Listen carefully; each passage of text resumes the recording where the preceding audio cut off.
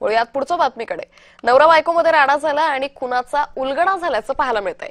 4 वर्षापूर्वीच्या मृतदेहाचे अवशेष आता पोलिसांच्या ताब्यात आलेत।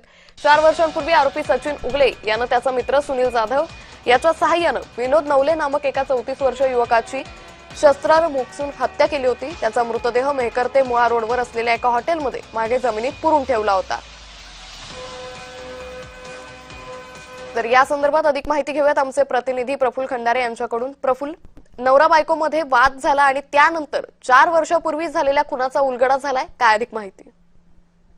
अंकिता, आरोपी कितीही शातीर असला तरी एक ना एक दिवस त्याचा जो काही कटकारस्थान त्यांनी रचलं होतं काही वर्षापूर्वी ते बाहेर येतं। सत्य अखेर बाहेर आलंच असं या प्रकरणात म्हणावं लागेल।